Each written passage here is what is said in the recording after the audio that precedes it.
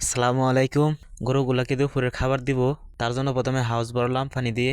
আমরা গরুগুলাকে ফিড খাওয়াই, ফিডের সাথে গমের ভুসি। একটি গরুকে দৈনিক 5 কেজি ফিড, 4 কেজি ভুসি খাওয়াই। 10 থেকে 12 লিটার দুধ উৎপন্ন হয় সেই গরু থেকে। কাঁচা ঘাস খাওয়ালে সেটা আরো বৃদ্ধি পেত, কিন্তু আপাতত কাঁচা ঘাসের ব্যবস্থা নাই। তবে চেষ্টা করছি কিছু কাঁচা ঘাস করার জন্য, কেননা গরু পালতে গেলে অবশ্যই কাঁচা ঘাসের ব্যবস্থা করতে হবে। কাঁচা ঘাস ব্যতীত গরু থেকে অধিক দুধ উৎপন্ন করা কখনোই সম্ভব না।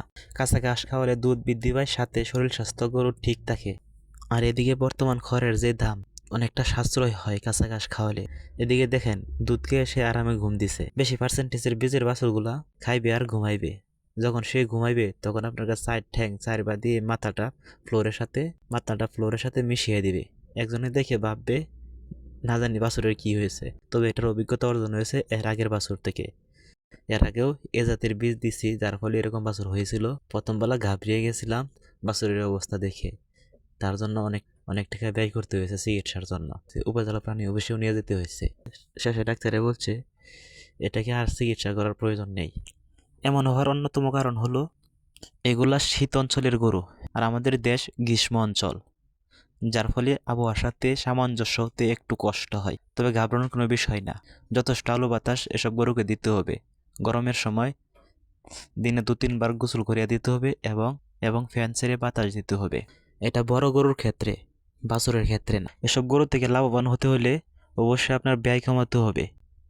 সেটা যেভাবে হোক, পরিশ্রমের ব্যয় হোক কিংবা চিকিৎসার ব্যয় হোক, আপনি যত ব্যয় কমাবেন ততই আপনার জন্য ভালো, নইলে কখনোই আশানুরূপ ফল পাবেন না। খামার করতে গেলে অবশ্যই আপনার পরিশ্রম করতে হবে, গরুর ভাষা বুঝতে হবে, কখন গরু কি চায় সেটা আপনাকে বুঝতে হবে।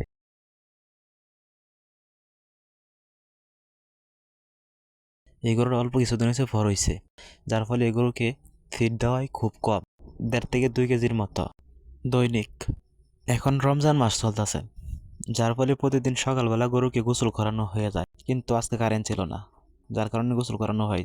এখন গরুকে খাদ্য দেওয়ানোর সময় খাদ্য দিয়ে দিছি, খাদ্য খাওয়ার পর গোসল করিয়ে গোয়ালঘরটা পরিষ্কার করে দিলাম। গরুর পালন করতে হলে গরুর প্রতি মায়া রাখতে হবে, গরুর আরাম আয়েশ বুঝতে হবে।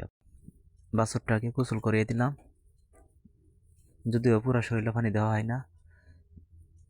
তারপর গরুকে গোসল করিয়ে দিলাম। গরুকে গোসল করে দেওয়ার পর গোয়ালটাকে পরিষ্কার করে দেওয়া হলো।